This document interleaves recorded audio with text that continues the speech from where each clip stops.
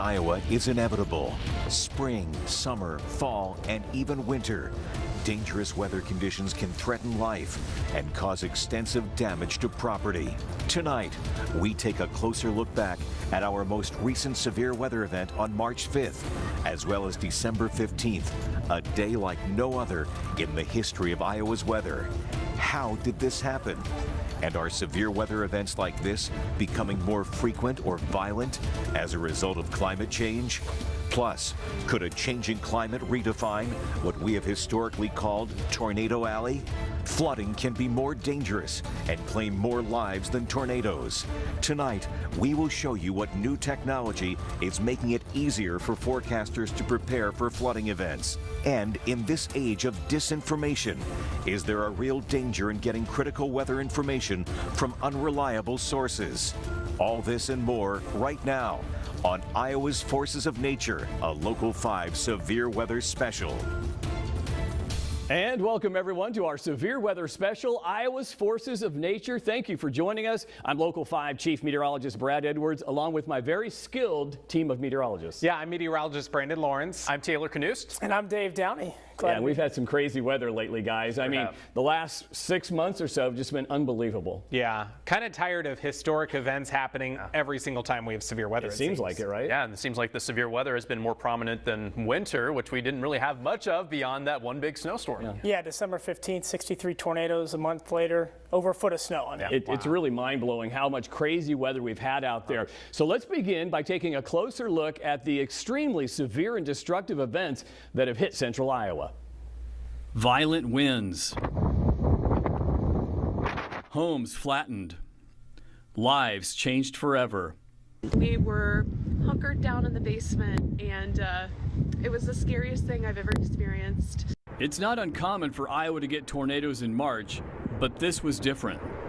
The tornado that struck Madison County was only the state's third EF4 in the month of March.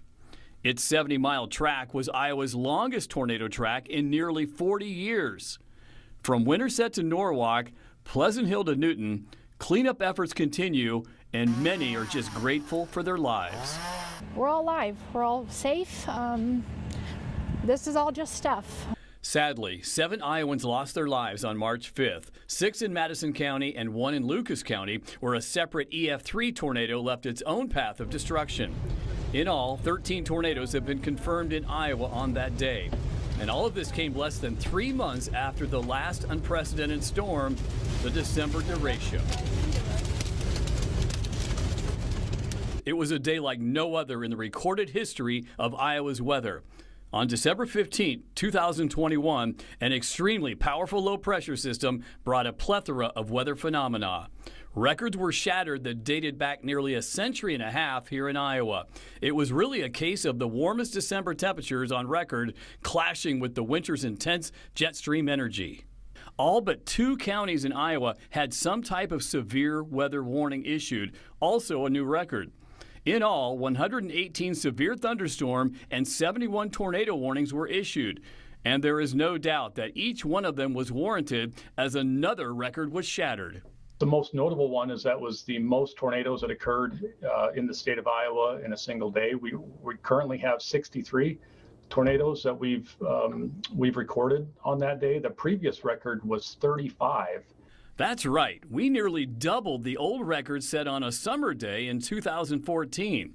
Of those 63 tornadoes, 21 of them were EF2 or stronger, which is yet another record. Before this epic storm, the state of Iowa had only recorded a total of 5 December tornadoes since 1950. This powerful storm system wasn't just rare, it was literally one of a kind.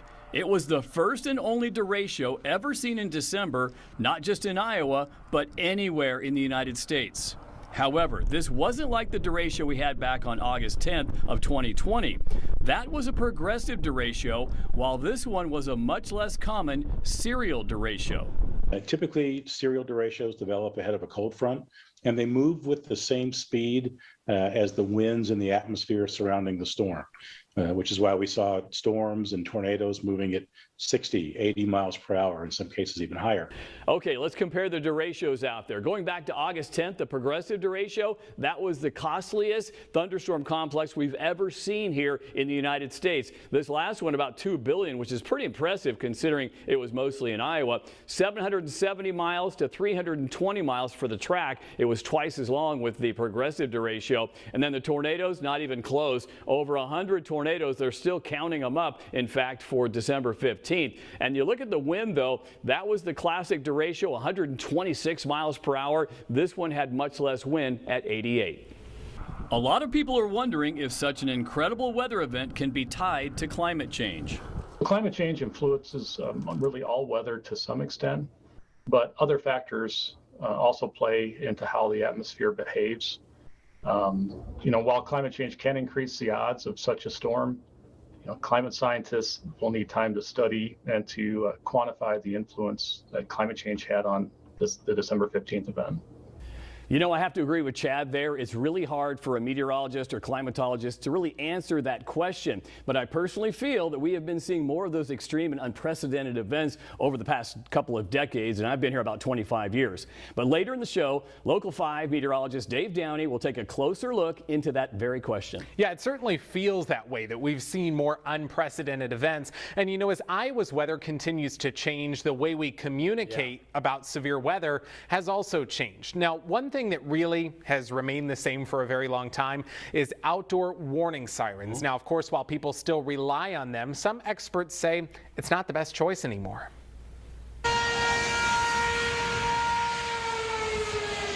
A familiar sound alerting you to severe winds or a possible tornado. Once a useful warning system for workers in the field or families at a weekend ball game, the technology is now outdated. It's very hard to maintain a siren. It's very hard to get the parts. It's very hard to keep them operational. And so part of the issue is they'll malfunction. They won't go off when you need them to go off. They're expensive too, ranging from $25,000 to $30,000 a piece. More than 160 outdoor warning sirens exist in the Des Moines metro alone. But with so many new ways to get information about incoming severe weather, they're no longer the first line of defense. They do provide a role. I think there's an expectation by many in the public that they are a part of that tiered approach. In other words, relying only on sirens for information about incoming severe storms is no longer sufficient. I don't believe anybody should rely solely on the outdoor warning siren system. Yes, it plays a role, but there are many other reliable, more informative warning systems out there. Too often, storm victims share stories of surprise after severe weather, saying they were unprepared for storms because they never heard the siren. The siren, if it's there and it's operational, should only be used to drive you to another source of information. Something else should have already alerted you before that siren went off. In an era of social media and technology, tools like the We Are Iowa app, NOAA weather radios, and wireless emergency alerts are far more beneficial to keep you and your family safe. Now, there are actually, Brad, some communities in Alabama that have altogether decided to get rid of their outdoor warning sirens in favor of public people getting their alerts on their phones instead. I did ask the Polk County Emergency Manager, AJ Mumm, if this is something being discussed here locally, and he said while the conversation has come up a couple of times before, there's no plans to get rid of the warning system. That's really interesting. I mean, things are evolving out there, especially with everybody having a phone in their hand out there. Right. All right, coming up, Tornado Alley is a common term used to describe where tornadoes frequently develop, why it may be an outdated concept.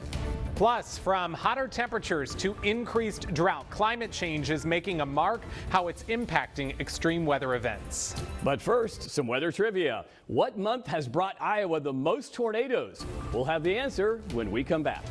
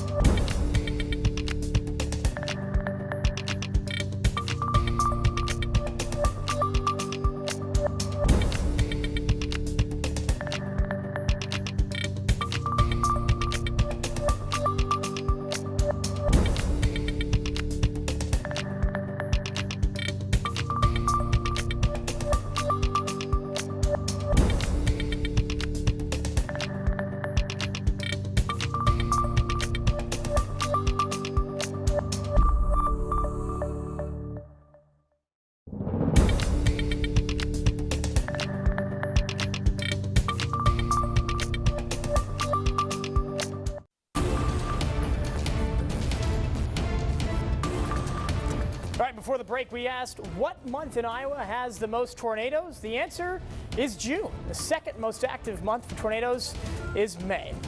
Now, Taylor, Tornado Alley is typically associated with states, in the Great Plains, Nebraska, Kansas, Oklahoma, but... Yeah, that's what we grew up learning in school. But there is a recent study that shows tornadoes are now less common in the plains and are more frequent in the Midwest and the Southeast.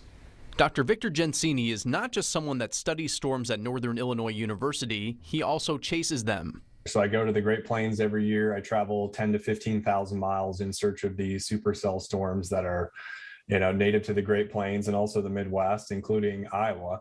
Over time, he's noticed a pattern shift. The number of tornadoes seemed like it was becoming lower than in the past. He decided to make this the focus of a study, and it turns out his suspicions were right. The results were pretty clear that the number of tornadoes in the Great Plains in the last 50 years have decreased quite a bit from where they used to be in the 1970s and 80s. What may have been more surprising is the number of tornadoes rising farther east.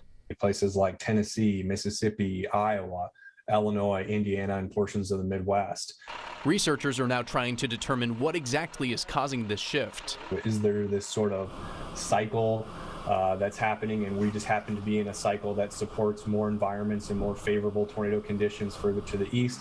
Or is this something that our climate models have been actually suggesting will happen in the future with a drying out, a more arid climate in the southern Great Plains? So for now, we can't say for certain whether or not Tornado Alley is shifting. In fact, Dr. Gensini isn't a fan of the term Tornado Alley in the first place. Because I think Tornado Alley leads people to believe that there's a very confined place where tornadoes happen, right? And we know that despite the calendar day, despite the geographic location, including all 50 U.S. states, tornadoes can happen in any of those. All that you need are the favorable conditions for these tornadoes to occur, and they can happen on any day of the calendar.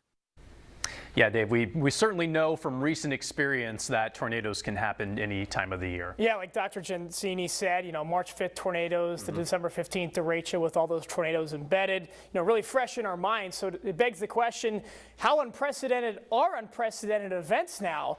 Is climate change making an impact on severe weather events, particularly in these cooler months?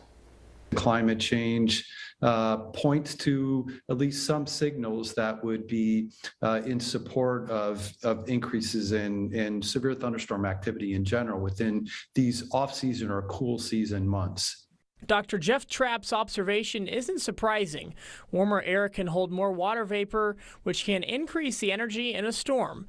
There are two primary ingredients needed for severe weather of any kind to form. One is the structure in the atmosphere and temperature that contribute to what we call CAPE. It's a form of energy. And then the other is changes in wind speed with distance above the ground that we refer to as wind shear. When both of those ingredients are present and in sync, that's when the strongest storms have the best chance of forming. Researchers are gaining a better understanding of what a warmer future could mean for storm energy and wind shear. We see increases in the values of CAPE and also increases in the frequency of high CAPE, this high fuel. In contrast, and this is consistent with sort of our theoretical understanding, we see general decreases in vertical wind shear, but not enough to really put us to that tipping point where we would expect no longer severe storms. Along with a general increase in energy available in the atmosphere, we're also seeing cool season tornadoes become more common. If you look at December and January, we in fact see an increase in tornado occurrences. In the past 8 years, there have been at least 10 days that spawned tornadoes between November and March. 4 of those saw over a dozen twisters. But the bottom line is this. The ingredients that would more likely be present in a future climate would be more apt to form in kind of out of season or cool season periods of time rather than kind of the traditional warm season in the traditional places as well. Yeah, good stuff there from Dr. Trapp. Even though cool season tornadoes are becoming more frequent, there has not been, at least he hasn't seen a jump in nighttime tornadoes. Those nocturnal tornadoes can be up to 2.5 times more deadly than daytime twisters. Yeah, those are scary situations. Definitely important to have warning information, whether it's by the tornado sirens or your phone, to be alerted while you're asleep, or definitely during the nighttime. Yeah, have multiple ways to receive those warnings. Yeah, exactly right. All right, let's talk now about flooding. Some lessons learned from the floods of '93 and '08, how the Iowa Flood Center is preparing Iowans for the next big one. But before we go, here's our next trivia question. How many tornadoes does Iowa average per year? The answer after the break. At Golden Rule Plumbing, Heating, and Cooling.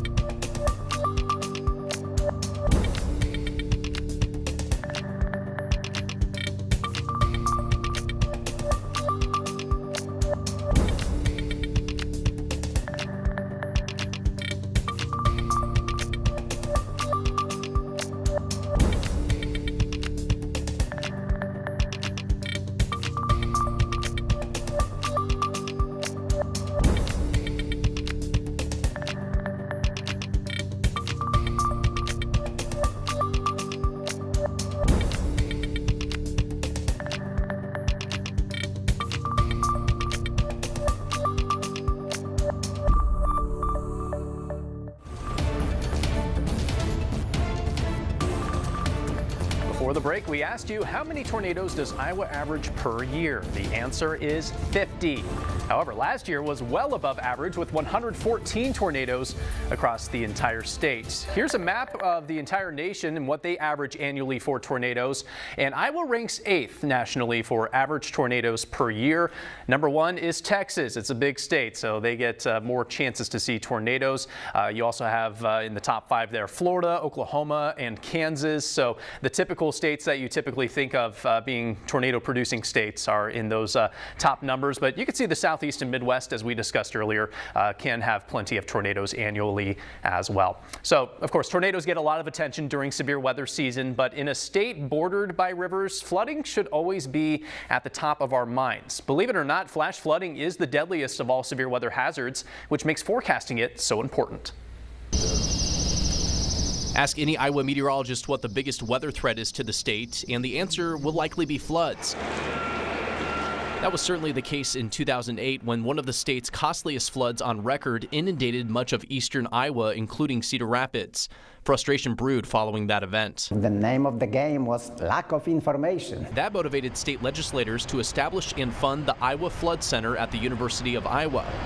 Since its start in 2009, the Iowa Flood Center has led the charge to improve how our state prepares for flooding. Monitoring of streams and rivers, developing flood inundation maps, improving forecasting of stream flow and therefore flooding, sharing our expertise with the people of Iowa. The Flood Center's greatest accomplishment to date is the creation of the Iowa Flood Information System, a one-stop shop for both decision makers and the general public. The system integrates information not only from our sensors and our forecasting systems, but also information that the federal agencies share in real time. At the time of its inception, this online portal was the first of its kind in the entire world, and it has proven to be a huge success. So far, the system has been used about 4 million times. So successful that it has served as a template for several agencies both in the U.S. and in Europe. As climatologists project an increase in Iowa flooding in the future, the Iowa Flood Center's work will only become more and more important as time goes on. The concerns about future climate bring the importance of our research and then improving all these systems that I was talking about.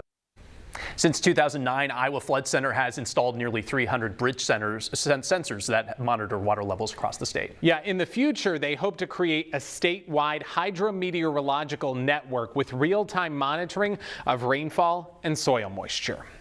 Still ahead, you've probably seen posts like this before on social media, why clickbait is making the world of weather forecasts cloudier than ever.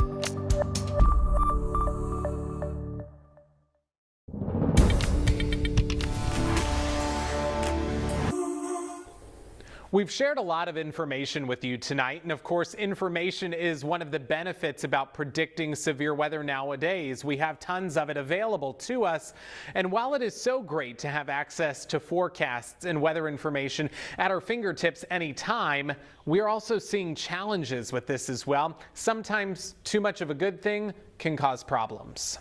Whether you're on Facebook, Twitter, YouTube, or even Reddit, it's not hard to find weather information in a pinch. This is a serious system that's living up to the hype. Hopefully that information is coming from a trusted source, like your favorite Local 5 meteorologist or the National Weather Service. The source of the information is important because some weather forecasts out there cherry-pick worst-case scenarios just to get your clicks. We live in an age where anybody with a cell phone or a web camera, a YouTube account, can really, and especially with some of the production software and stuff that's out there, that they can make it look very legitimate. Some of those so-called weather forecasts seem obviously misleading, so why is it that many people still fall for them? I think people who are looking at social media, who are looking at the internet in general, are always looking for, the outrageous, extreme types of information. Choosing reliable ways to get alerted to potential dangerous weather can help keep you and your family safe and informed, meaning it's best to directly access the We Are Iowa app, Local 5 on television, or the National Weather Service's website after you see weather information on social media. For a lot of people, it'll be the first time they get the information about the weather, and they'll then turn to a first alert mechanism, either the television or some other alert notification system, to confirm what they've heard on social media. And while tremendous strides have been made in weather forecasting, keep in mind the science isn't perfect. There are usually a variety of factors in the atmosphere at any given time that can make or break a weather forecast. So determining whether or not it will storm in your backyard at exactly 3 p.m. on a summer afternoon is not very feasible. We expect this tremendous accuracy at a customized level, and sometimes, as much as we want that, that's just not always possible. By selecting reliable forms of weather information and understanding some of the challenges still existing in weather forecasting, you'll be better equipped to prepare for severe storms in the future. And of course, you can rely on the Local 5 weather team to bring you reliable information. You can follow us on Facebook and Twitter for updates day and night, 7 days a week. And you can also download the free We Are Iowa app by scanning the QR code here on your phone. Turn on your notifications so you can get alerted to our forecast and to any watches and warnings wherever you may be, any time of the day. Yeah, and if you have any questions about severe weather, anything we've talked about tonight, be sure to join us in just a few minutes at 7:30 for a live Q&A session with the whole Local 5 weather team. Just follow We Are Iowa Local 5 on YouTube, and you can find that link right there. That's right. A lot of people are into weather here in Iowa, and I think they would enjoy that Q&A. Absolutely. Any questions you got, we're here to answer them. We post video forecast on there twice a day, too, so we keep you informed and ready to rock. 16 years in a row, guys. We're going for 17 most accurate. That's right. Let's do it. All right. Well, thanks for joining us, guys. Stay safe out there.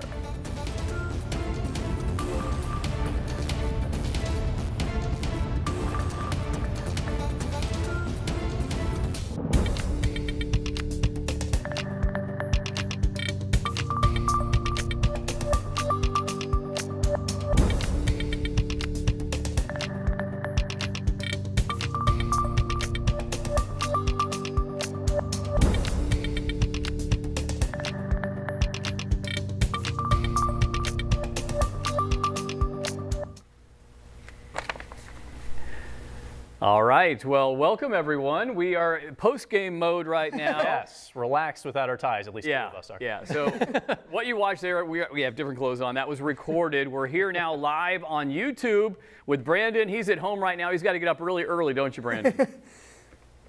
Yeah, what you don't see is that I've got a weather polo on top, but I've got pajamas on the bottom. So here I am over Zoom. I think it's past his bedtime. It is, yeah. He's getting some overtime today. But so welcome everybody here to the YouTube channel. We are going to answer your questions. We've had a lot of questions already coming in tonight. And we got to do a shout out to Sharon, who has been kind of a fan of ours, apparently. Yeah, giving us some love on our text line. So what's up, Sharon? Thanks for watching. Thank you. Thanks, Sharon. Let's remind people of that text line real quick if you have a question. Oh, yeah.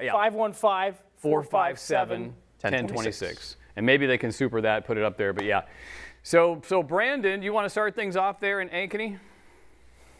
Yeah, absolutely. I think kind of the question that we got and that we always tend to get is what got us into weather. You know, everybody always likes to ask meteorologists that, so it's not necessarily a question about severe weather.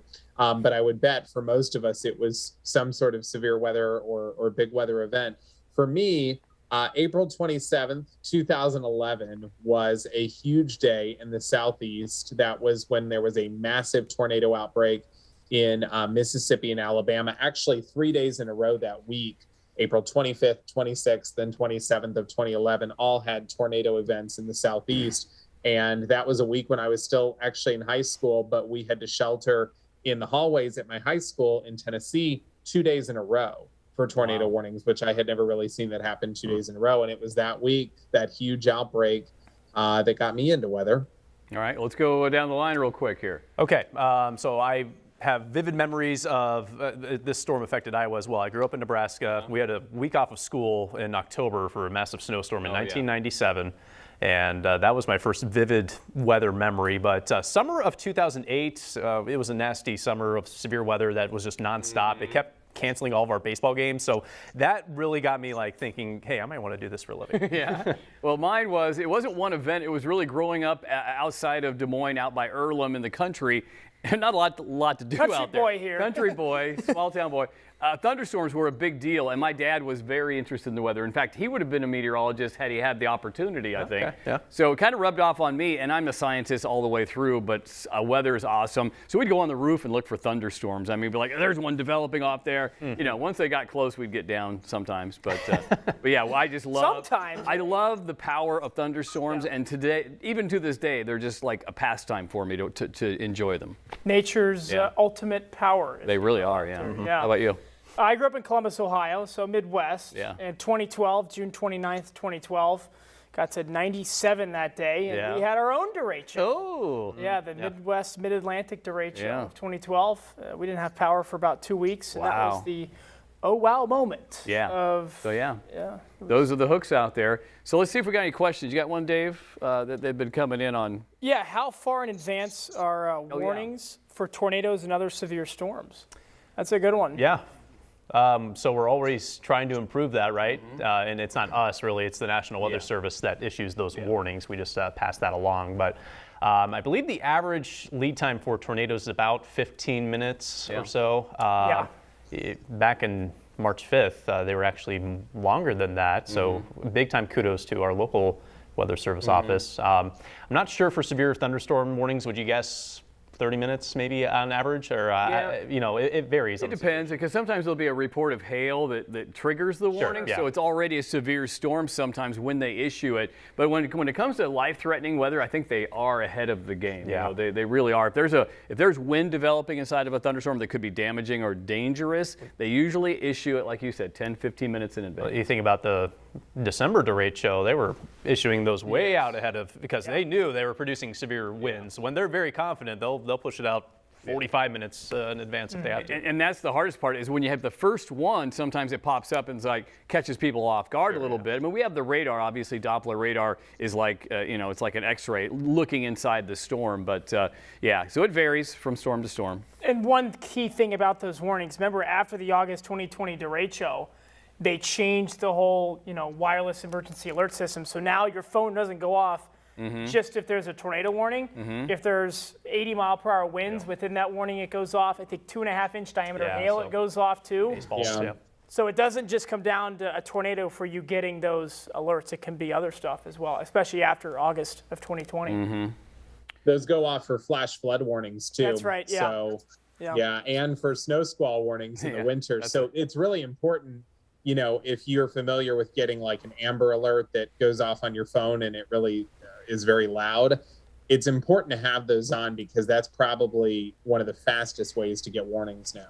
Okay, so what is the strongest tornado ever recorded or seen in Iowa? We've had several. We've had several F5s or EF5s. Most recent was Parkersburg back in 2008. I do not know if any of those specifically had the highest mark. Do you? It's really, I don't know, because we go to EF5 or F5 back in my day. There was one in 1976, and some people that are watching might remember that. It hit Jordan, Iowa, a community that doesn't exist anymore, by the way. It was an F5, and along with it was an F3. So it was an F5 and F3 side by side, and it was a horrific storm, and it wiped out this small town of Jordan, Iowa in 1976. And a lot of these big tornadoes happen in June, too. A lot of them do anyway, the larger tornadoes. But I'd say, we've had about 3 of them that are kind of equal. And when it gets up to 250 plus miles per hour, how do you discern, right? Right. It's hard to say. And the estimates of these ratings, back in the day may not have been as precise as what we get nowadays. So it's hard to know for sure. Does anybody know how many EF5s we've had? Is it 3 or 4 that we've recorded? I think it's like 5. 5. Yeah. 4 or 5. Yeah. Brandon, have you got any more questions that you can see there? Let me see. Anybody else? Yeah. I've got a few. Okay. Yeah. Yeah, Dave, read what you got because I don't have them all pulled up. Yeah, from Cesar on YouTube. Is it true that topographic conditions in the city of Ames help to avoid tornadoes? What is the bubble I keep hearing? I have 2 words for that. Such a good question. New Orleans from last night. Yeah. About the whole tornado, Yeah. they avoid big cities. Nashville in 2020, Dallas in 2019. Oklahoma City. I know. Yeah, so that's an urban legend. It I think. is. Yeah. I know so many cities where people say that exact same thing. There's a bubble over Omaha. There's a bubble over Lincoln, Nebraska, and they have their own reasons. The bubble will be burst someday. Yeah. I think what people need to remember about tornadoes is the path is relatively very, very small. So if you take the state of Iowa, say the state of Iowa is the size of your living room, you drop a hair on your living room floor, that's the path of a tornado. It's very, very small compared to the state or wherever you're at, the county you're in. So it may not seem like they're hitting every area, but they are eventually, I think. Yeah, the topography is not playing a role in Ames, to answer your question. I know there's a little valley there. Well, in Winterset we saw that those people were in a valley. Yeah. Especially with larger tornadoes. I can see a smaller tornado staying closer, maybe skipping over a valley, but larger tornadoes they just have a mind of their own, and it did go down in that valley. Yeah. In Winterset. Yeah. And So, guys, a couple of good questions that have come in. One that is a really interesting one, and I don't like to speculate a lot, but it says, from Tim, we have tragically been seeing more people injured and killed in severe weather because of lack of reinforced shelters. Do you think that building codes need to be updated to require shelter areas? And Tim, my thing there is that kind of gets into a policy thing. And I don't feel like I'm super qualified to talk about policy. I like to talk about weather, but I am a firm believer that sheltered places should be marked in as many public facilities as possible. If you go to the Des Moines airport, for example, certain buildings or certain rooms will have a sign that says tornado shelter area. I personally would love to see that everywhere. Yes. I feel like whether or not that should be mandated, I don't know. Like all the mobile home parks that are out there, or the modular homes that are a little bit step up, but still any home like that doesn't have a basement, those communities, they should have facilities like basically a concrete building for people to go in. It doesn't even have to be below ground as long as it's built to a strong code. Yeah, the only comparison I can kind of make to this is, I went to school in Miami, so kind of the hurricane building code thing comes up a lot down there.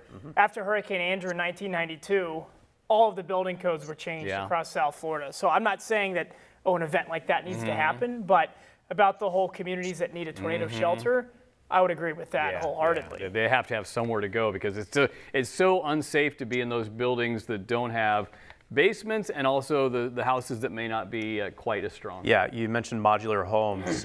It only takes an EF2 tornado to take those off the foundation. Okay. Those are not as secure as maybe. And that means all the walls are gone.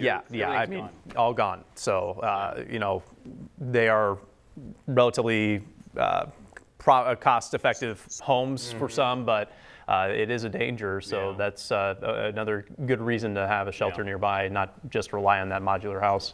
Okay. Who has the next question? Dave, did you have one? Cindy, besides Iowa, which other state has the drastic weather changes? Well, Iowa's pretty good. I mean, it's anywhere around Iowa, too. Yeah. I mean, really, for changing weather and for extreme weather, I mean, this is one of the places that I think that's why we all kind of like it here. It's the weather is dramatic. Yeah. My vote is Eastern Colorado. Okay. Yeah. Probably rapid changes there, too, right? Yeah. I mean, they can get from 80 to snow in 12 hours out there in the winter. And they do get tornadoes, and they do get hailstorms. And gorilla hail. They get gorilla hail in Eastern Colorado. No, Cindy, people always love to say that phrase, if you don't like the weather, just wait 15 minutes.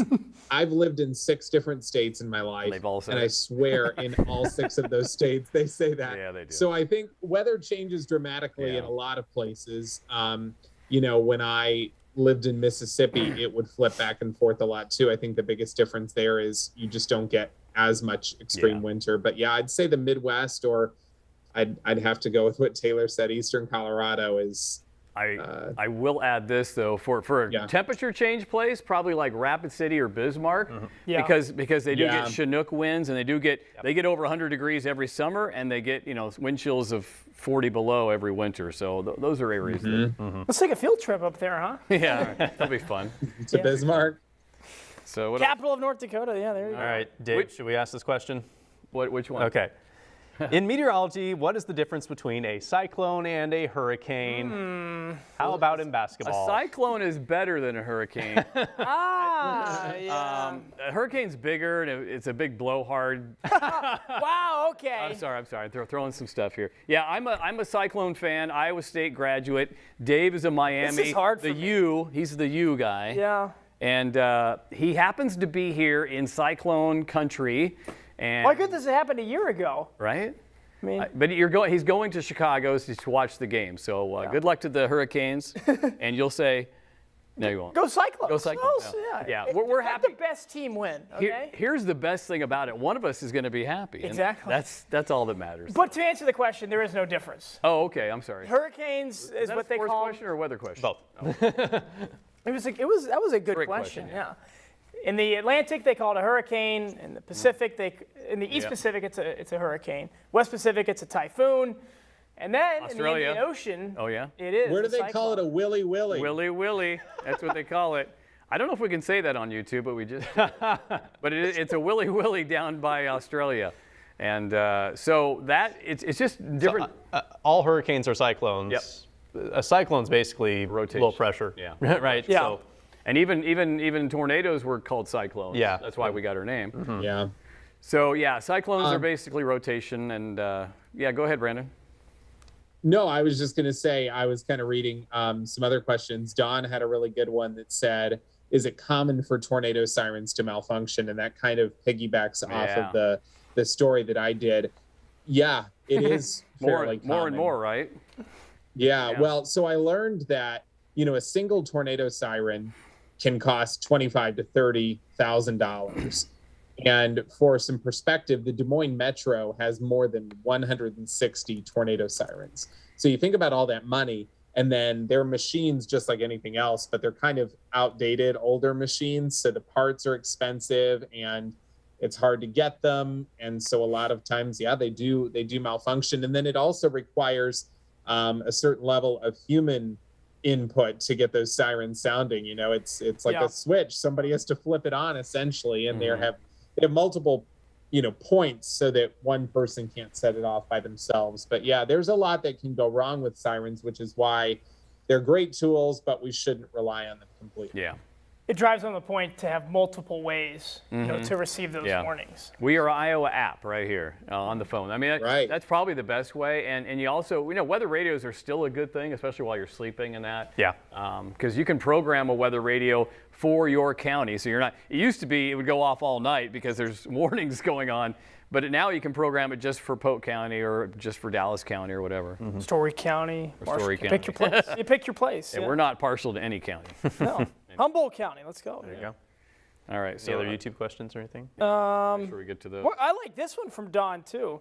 What kinds of clouds can signal severe weather, if any? Well, the shelf cloud ahead of a strong front, gust front. And those are the ones that look really ominous. Those are the ones that scare people off of the baseball field. Yeah.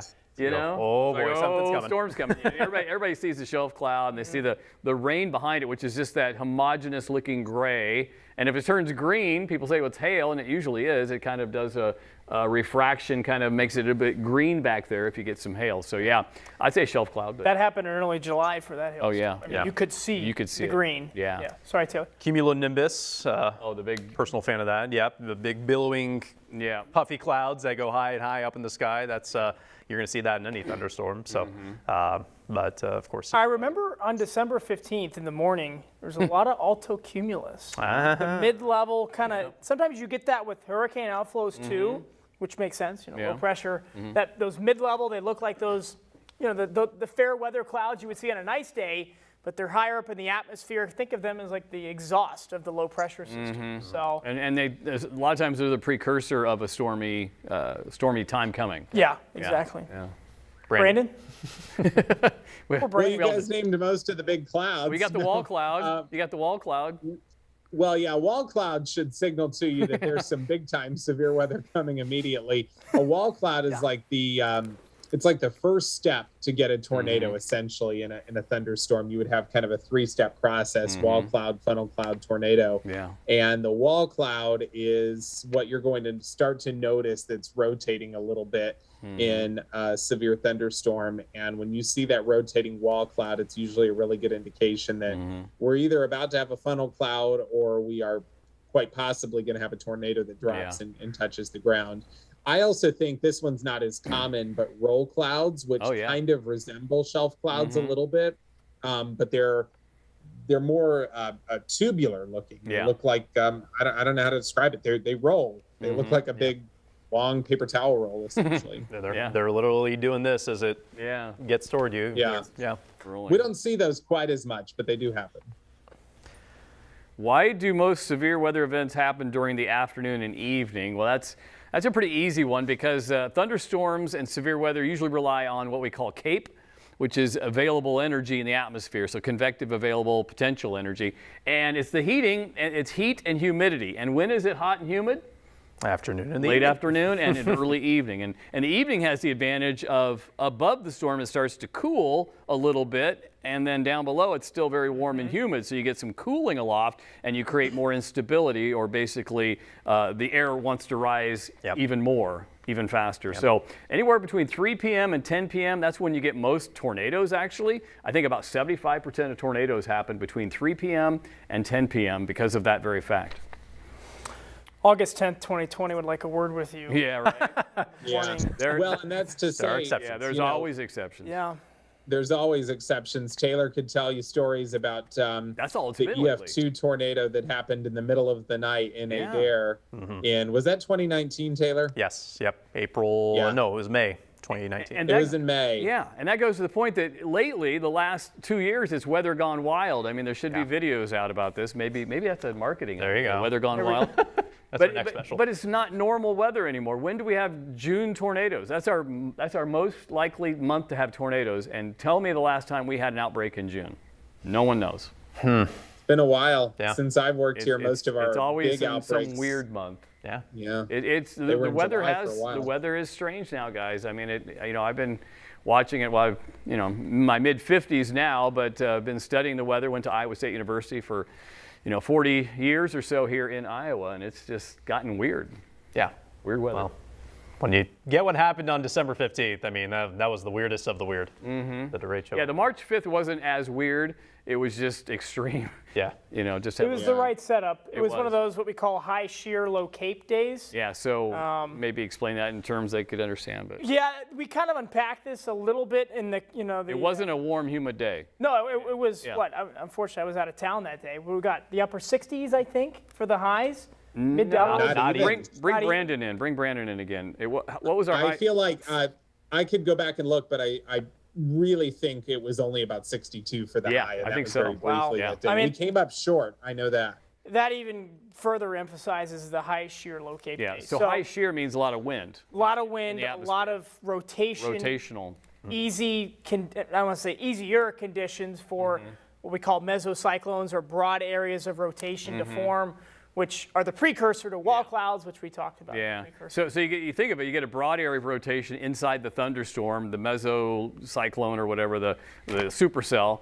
And then it's like a skater that tightens up. So when the skater's got his or her arms out and they tighten up, that's what the thunderstorm does. All that energy gets concentrated at the updraft of the storm, and you get yourself a big tornado sometimes. Yeah.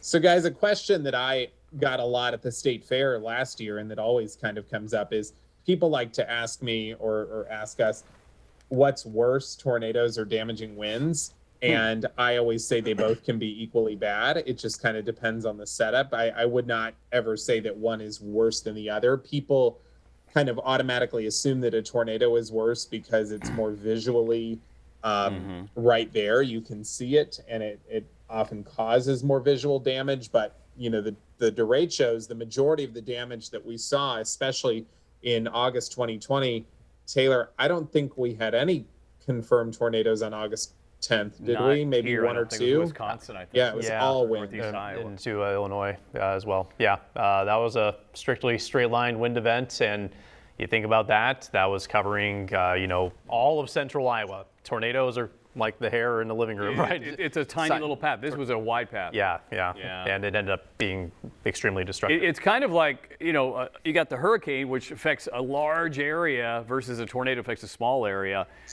So, sometimes damaging winds are the worst because that was the most expensive thunderstorm complex ever in the United States, and it might even rival some hurricanes. I don't know. It was a big deal. It was a land cane. I mean, it was a land cane. Yeah. And just quick on hurricanes, the deadliest hazard in hurricanes is not damaging winds. It's storm surge. Storm surge. It's what the winds do to the water. So sometimes it's not the most obvious thing, the most dangerous hazard. Yeah. Like in actuality, tornadoes, damaging winds, hail, it's flooding. That's the most dangerous. Flooding. Yeah, we talked about that in our special.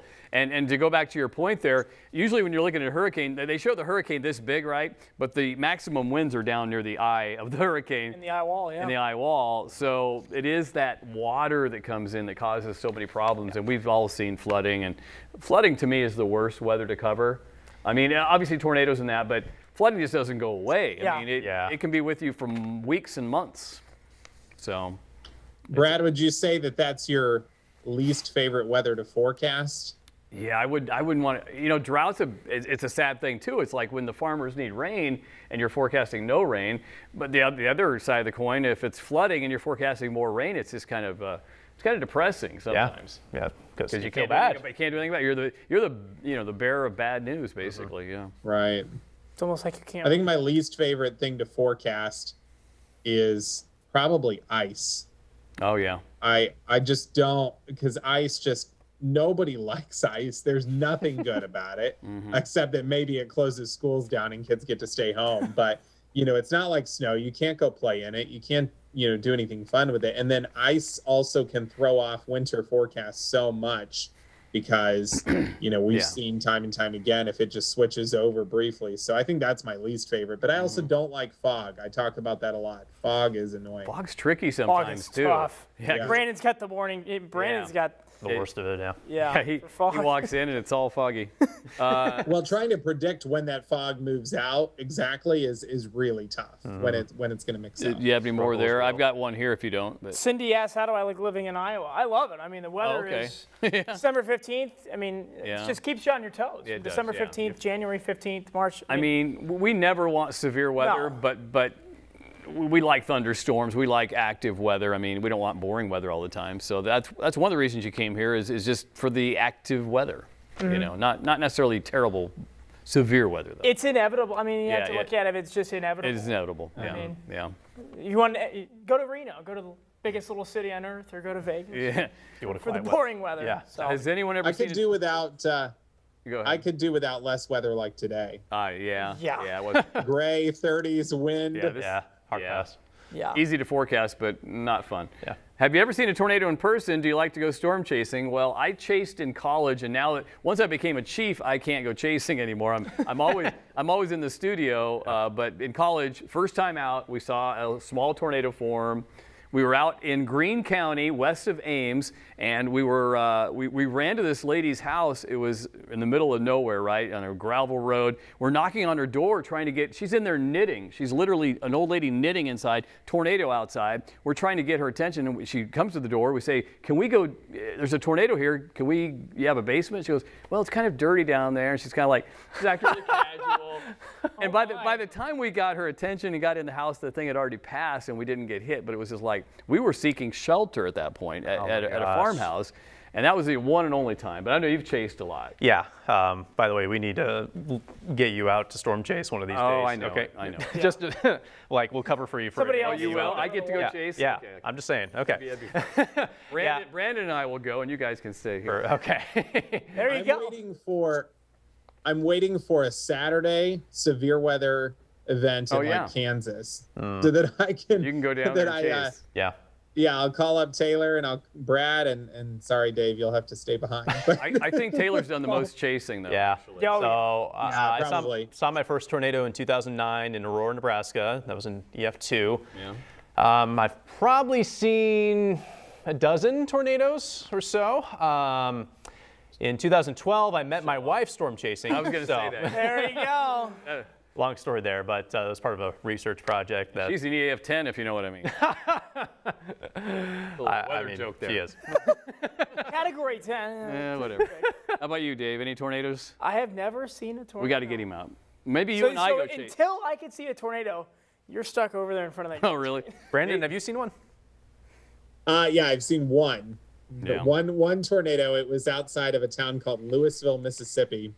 But I didn't do a whole lot of chasing either. That was in April of 2014. Okay. I did a little bit of chasing when I was in college, but not a ton. And that just happened to be a day that we had a severe weather risk in Mississippi. And I went to Mississippi State, and classes were canceled that day because I think we were under, I don't know if it was a high risk. It was definitely a moderate risk day. Okay. All right, we got one or two more questions. You got a couple more here? One from YouTube. From Don, how do storms lose steam when going over a certain area, then gain it back in a different area? Tornadoes? Just storms in general. Storms, yeah. Well, storms sometimes cycle, and it's kind of like breathing, I guess you could say, or they have a weak spell. They might lose their inflow for a while, but we've seen this happen quite a bit. They cycle. Yeah, for tornadoes. A lot of storms, they'll develop, the downdraft will kind of kill that storm. It'll push out this cool boundary ahead of it that will be like a mini cold front that will spark new storms out ahead of it. So, you know, if you happen to be kind of in between the dying storm and the newly developing storm, then it might seem like it's skipping over you, but that's what's happening. Yeah. Kind of like with hurricanes, Dave would speak to this too. Storms, especially like tornadoes and hurricanes, they don't really like a lot of interaction with things. Yeah. And so, you know, hurricanes, the minute they hit land, they will eventually start to lose some of their steam and lose their momentum just because they don't like all of that interaction with everything that we've got on land, buildings, trees, things. Even Cuba. I mean, Cuba's a small, country, but it has big mountains. That's what happened to Hurricane Irma back in 2017. Yeah. Because Hurricane Irma was going to be the next Hurricane Andrew for Miami. But Cuba saved but it. But it flipped Cuba, and it hit the tall mountains on the northern side of Cuba. And that's a good thing. That's what happened, yeah. You say you have one more on there? We got a little bit of time. Cindy asked if y'all went storm chasing, and I guess we answered we that one kind of already. answered that. Here's a derecho question. Will we have another derecho anytime this year? Any predictions? Did derechos exist before August 2020? Yes. Yes. Probably since the dawn of time, but... No, it was a University of Iowa professor that invented the term. Can't remember when. It was 1800s, I think. I know, right? Yeah. There's a lot of terms like, the polar vortex. People freaked out, 10 years ago or 5 years ago. Polar vortex, we've been using that term in meteorology forever. And the same way with derecho. It's just, it never got to the public's ear until recently, I think. We need to put a new term out there. Well, the more recent one that has been picked up by a lot of national outlets, but it's one that's been around forever too, is Bombogenesis. Oh, yeah. And bomb cyclones. They love to talk about that. do. And that's Yeah. It's like those headline-grabbing terms, That's a big word. Let's use it. Yeah, let's use that one. That gets everybody's attention out there. So I guess we're going to wrap things up unless there's any more questions coming in. There's one more good one, Dave, from Cindy. Yeah. How long does a tornado stay on the ground? What is the longest track a tornado has stayed on the ground? Start with the in Iowa. Oh, in Iowa? Well, that might be recently. Was that the record? No. I think the record in Iowa is over 100 miles. I can't remember the exact length. This recent one from Winterset to Newton was about 70 miles. That was the longest track since 1984, right? Yeah, that's right. So it's rare for them to be that long. Most are a mile or less. Yeah. They'll touch down briefly and go right back up. The thing about tornadoes. I think the longest. Yeah, go ahead. The longest in the country is still the tri-state tornado, right? The Mayfield tornado almost got it, but it lifted for a little bit. Yeah. That's right. Yeah. So tri-state was Missouri, Illinois, and Indiana. Am I right in that? Yeah. So I think so. Yeah. So to be tri-state, because there was one that hit Xenia, Ohio, too. That's a different one. That was an F5, but that was a different one, yeah. So to be certain about it, the long track tornadoes are always big tornadoes. Yeah. They're always large tornadoes. And most tornadoes, like 70%, 75% tornadoes are EF0s, EF1s, and they are usually a mile or less, and they're something goes wrong that causes it to lift. They're just little spin-ups, basically, compared to these big monsters that just plow through anything. Cities, I think about Joplin, Missouri. Was that EF4 or 5? I think that was a 5. Joplin was a 5. Yeah. So that's another case where an EF5 slammed right into the city. I think school was out that day. Was it? But it was. They were. So I think lucky. Joplin occurred on a Sunday. Yeah, you're right. Yeah. So luckily, because it did hit, it demolished the school. So it's just. So, anyways, we were going to plan on going 30 minutes unless the questions kept coming in. Uno más. One more. Okay. All right. Not sure if this has been asked, but how does the NWS determine if a tornado watch is going to be issued? The conditions are favorable. Yeah. Is the short answer. That's the short answer. And Storm Prediction Center, they're in Norman, Oklahoma, and we monitor them, and they are considered the experts, although sometimes we often disagree with them. I think the important... Because we're the experts, no. There is a distinction. The Storm Prediction Center is the one who issues a tornado watch. Yep. It's not the Des Moines office. It's not. The Storm Prediction Center will work with the local offices, Good but point. the SPC is in charge of actually issuing the watch. So the watch and the local offices may strongly urge the SPC to get that watch out, which has happened before. Yeah. But it does come down to the watch. I think we can all say we're really big fans of our local National Weather Service office. The guys in Des Moines, they are awesome. We work with them directly, and I think they do. I think they're great meteorologists, and they analyze the radar very well. They issue warnings very well. Storm Prediction Center, we've got more criticism for them, and hopefully they're not watching us right now. But we've had some criticism of not issuing watches in a timely manner, or not putting us in a category where we could see severe weather. And we all go back to December 15th when we thought we're going to see severe weather on December 15th, and they were like, nah, not so much. Yeah, 2 days before they weren't. Let's just say the outlooks got upgraded very quickly. In that week. So. If you do have more questions before these fellows wrap it up, if we didn't answer it, you can text them to us still, 515-457-1026, and we will answer them. We'll respond to you. So if there's more questions that we didn't get to here, so we're just feel free to ask. We just had a good time making the special. I think it came out okay, and I'm tired. Yeah, it was good. Everybody worked hard, especially Dave and Brandon and Taylor. I just sat back and told them what to do. So, but that's my. He wrote the package in the cold open. Yeah. Anyway, so. Round of applause for Brad. Hey. No. So I just want to thank everybody for watching the special, watching Local 5. We are the most accurate. We're trying to hang on to that title for a few more years here. And I'm going to send Brandon to bed so he can get up early tomorrow. Everyone's singing a lullaby song. See you at 5 a.m. Good night.